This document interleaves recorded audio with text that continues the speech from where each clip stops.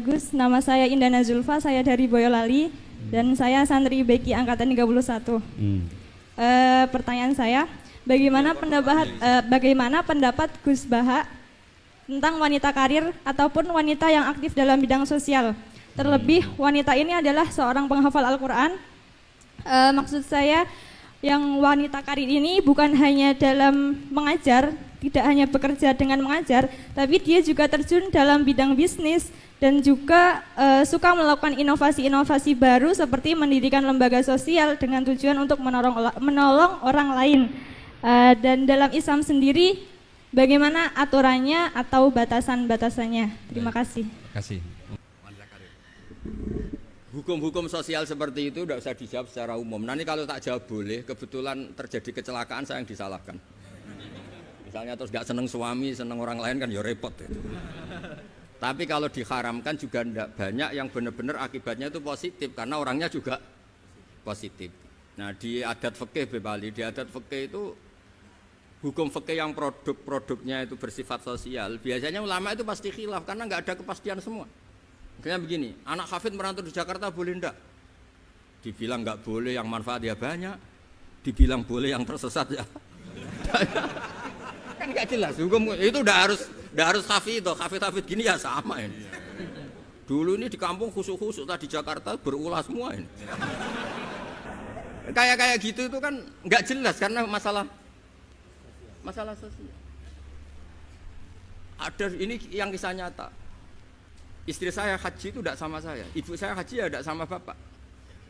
Tak tanya, kata orang-orang tanya, Gus umumnya istri haji sama suami. Terus ada yang cerita, bener Gus, bener jenengan nak haji tidak usah sama suami istri. Kenapa?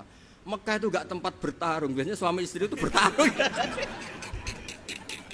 Mekah itu gak tempat konflik. Biasanya kalau suami istri itu kan tukang konflik. Saya punya teman keluarga keraton itu haji sama istrinya, Prof. Kebetulan ada istri baik, bikinkan teh pagi-pagi, bikinkan teh suaminya. Istri itu loh baik, suaminya dibikinkan teh. Jawabnya istrinya yang satu, gimana? Mau tukeran? Padahal muji aja jadi perkara itu. Nah kalau ini yang cerita guyonan, tapi fakta. Habis tawaf suaminya nangis. Kenapa Pak nangis? Orang sebanyak itu kok cantik semua, kecuali kamu. Karena lihat orang Pakistan, Turki, Uzbek gitu. Gantian istrinya tawaf, habis itu nangis. Kenapa kau nangis? Semuanya ganteng kecuali kamu. Artinya gini, kalau haji sama suami istri akibatnya begini, masa kamu masih bilang sunat gitu? Jadi di bab sosial tuh gak jelas apa? Pernah ada cerita Sayyidah Khadijah, perempuan saudagar, perempuan kaya, sukses. Bahkan ada cerita perempuan yang luar biasa, suaminya tuh gak bener sama sekali. Asia, punya suami gak bener, dia tetap jadi orang baik.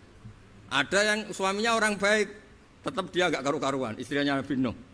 Itu bukti kalau masalah sosial itu tidak usah dibakukan. Nah, jadi kalau ditanya orang, Gus saya ini perempuan cantik, saya anaknya orang gak punya. Saya harus kerja di mana? Saya mesti fatwanya tunggal. Kalau bisa di pabrik atau tempat terbuka, karena pantangannya perempuan itu layak keluar narojulun bimroatin. Kalau kamu cantik, usahakan jangan pembantu rumah tangga. Pokoknya usahakan yang di tempat terbuka, karena itu panduannya Islam. Kalau kita punya anak cantik, nyun sewu, kendaraan umum kayak bis tentu lebih aman timbang yang privat. Itu kalau boleh memilih. Ini kan cerita fikih. Tapi kalau pakai individu kan tidak ada yang bisa jamin semua kan? Jadi fikih-fikih sosial itu biasanya ulama tidak punya baku ya, pokoknya saya jawab saya. Ya kalau mau orang baik dan punya akibat baik ya baik.